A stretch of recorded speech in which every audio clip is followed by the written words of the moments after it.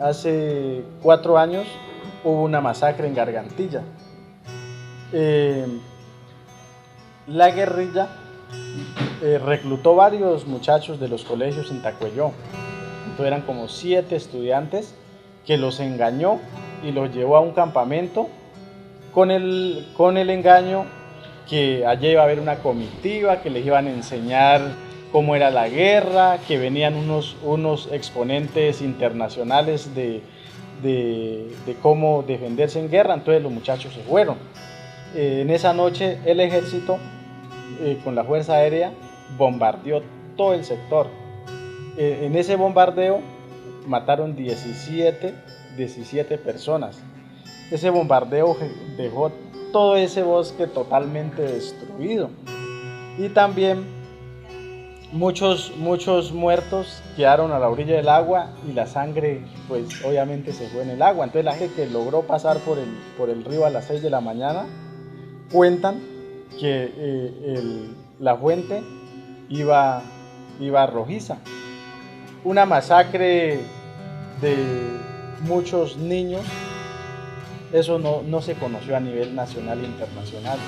Y eso también uno como comunicador le duele que no haya salido por los medios nacionales, porque el resto fue guerrillero. Uno dice, pues son guerrilleros, han hecho maldades, pero son humanos. Pero aparte de esos guerrilleros, hubieron personas engañadas, niños de los colegios engañados que se fueron allá y son víctimas de un conflicto también en Colombia.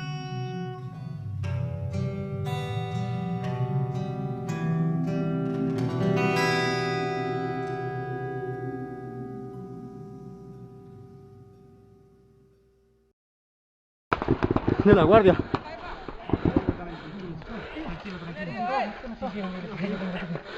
Tenemos aquí un herido de la Guardia por parte de la fuerza pública. Hay un carro.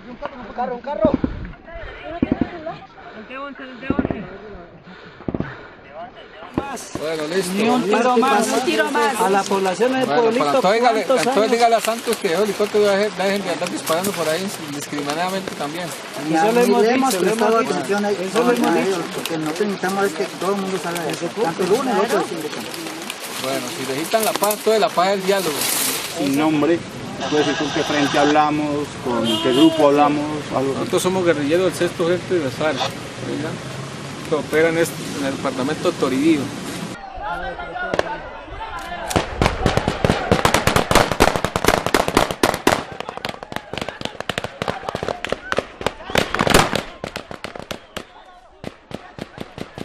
Bueno, básicamente en el norte del Cauca nosotros tenemos una situación bastante neurálgica en el proceso de que se encuentra un grupo armado al margen de la ley.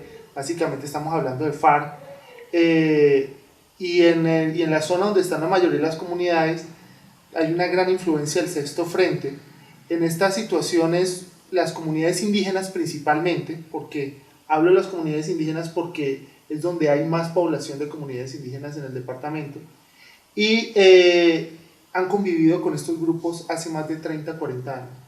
Entonces digamos que la influencia de estos grupos y la presión que tienen sobre las comunidades es muy fuerte.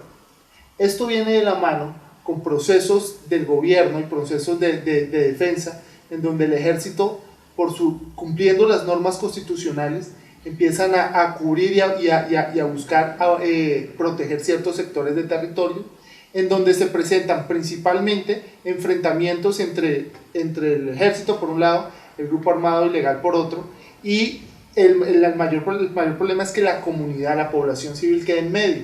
Entonces digamos que hay un gran riesgo de posibles afectaciones a la población por este tipo de dinámica.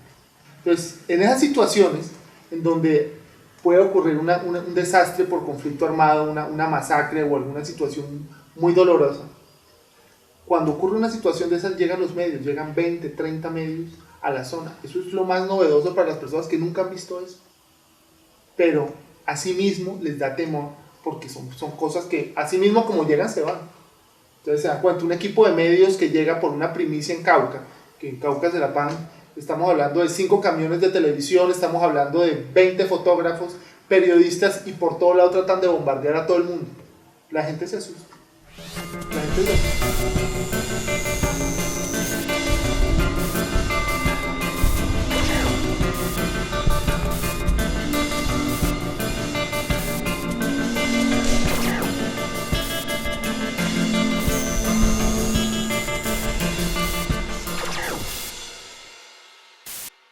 Bueno, ahí podemos hablar de los medios de comunicación masivos como aparato ideológico de la sociedad, ¿no? El papel y la influencia que ejercen en los diferentes sectores sociales, cómo logran influir en la forma de pensar, de comportarse, de actuar, es de una u otra forma que maneja la agenda nacional, ¿no? De qué temas está hablando la gente y desde qué perspectiva los está analizando.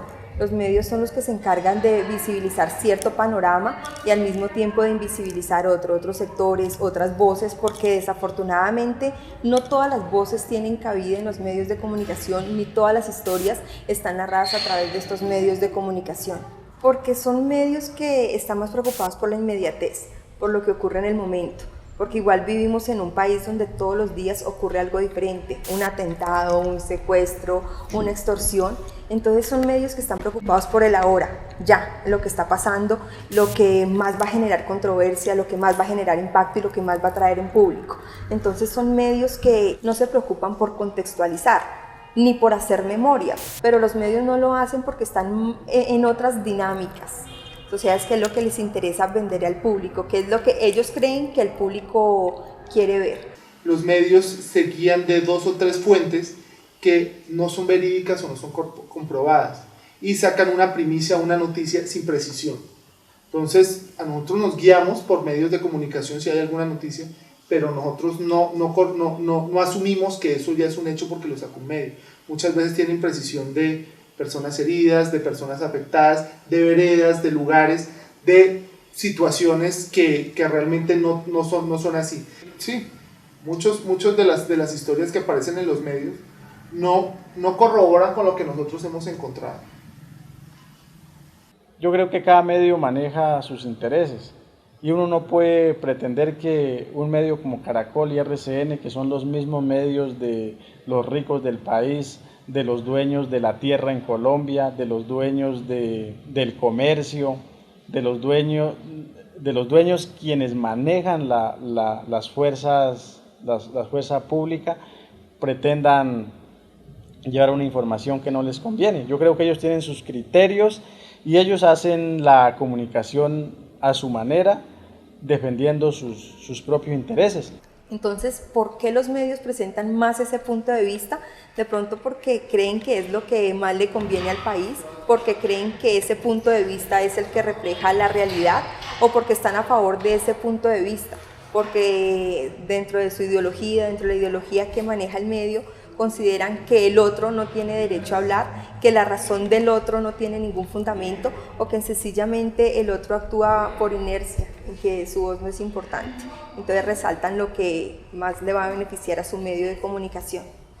Nos sumamos a estas denuncias que se hacen por parte de las organizaciones indígenas en contra de la fuerza desmedida del ejército, del ESMAD, pero también debemos rechazar enfáticamente estas violaciones por parte de la guerrilla que también se siguen cometiendo contra nuestras... Bueno, el medio de comunicación, la parte audiovisual surge como una necesidad en primer lugar, porque para nosotros era muy triste ver que a nuestra comunidad, en los momentos de liberación de la madre tierra, en las movilizaciones, siempre en la televisión comercial o en los medios nacionales nos pasan como los malos, como los que somos los que le causamos el daño a la fuerza pública, y en eso uno que está dentro de la zona, que está cubriendo la noticia, uno dice, pero es que esto es paradójico, esto no es así.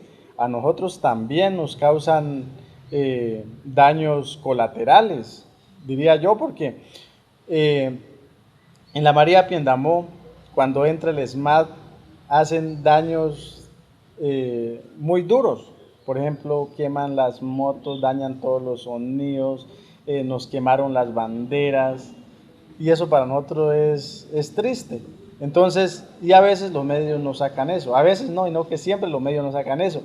Nosotros dice, pero nosotros como comunicadores alternativos tenemos que mostrar esa otra mirada también.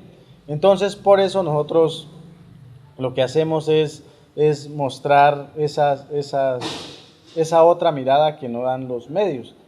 Entonces, mirando esa necesidad, empezamos a decir, no, nosotros también podemos mostrar nuestra versión, nosotros también podemos hacer comunicación para denunciar lo que está pasando. Entonces empezamos a hacer documentales que permitan recrear lo que pasó, que permitan llegar a la comunidad, pero que ese material también permita denunciar las agresiones que nos hacen a los pueblos indígenas que estamos protestando de manera civil. La evaluación o el balance que podríamos hacer de esta jornada tan importante de trabajo en el 14º Congreso del CRIC por el derecho al territorio ancestral y la gobernabilidad de los pueblos indígenas. Porque la comunicación, más allá de ser comunicación, nosotros como personas que estamos en esta área somos comuneros que nos hemos tomado las herramientas de comunicación para poder llevar la palabra de la comunidad, darle la palabra a los que no tienen voz. Sabemos que los medios nacionales no van a abarcar una noticia que nosotros creemos que es importante, entonces nosotros le damos la voz al mayor, al niño, al que habla el Nazayugüe, al que no lo habla, y eso es tener en cuenta la opinión pública de nuestras comunidades. Lo que pasa es que cuando estamos hablando de estos medios alternativos estamos hablando de una comunidad, ¿no? De una comunidad que ya se liberó y que siente la importancia de comunicarse y darse a conocer. Generalmente estos medios no los funda una sola persona, cuando se fundan es porque está toda la comunidad unida y esa comunidad representada en un grupo, en un sector que sabe que los va a representar y saben que son ellos mismos los que van a hablar, que ellos mismos no van a tener censura, que van a poder contar sus historias sin la edición de otros, sin la selección de otros, ¿no? Entonces dicen, no, pero es que me parece más interesante la muerte de los 5 que el golpe del niño. La información es un derecho que todos tenemos, de conocer qué es lo que está pasando, cómo está ocurriendo. Y el papel de los medios es partir de ahí, es de pensar en la comunidad, de pensar que muchas veces lo único que nosotros tenemos para conocernos, para contextualizar, para conocer el entorno y saber lo que está pasando son estos medios de comunicación. Entonces sí es entender esas dinámicas y los medios partir de que ellos son actores sociales también y actores sociales activos. Y si estamos hablando del conflicto también son actores sociales del conflicto, porque son ellos los que nos muestran esa perspectiva, son a través de ellos donde nosotros conocemos esa realidad.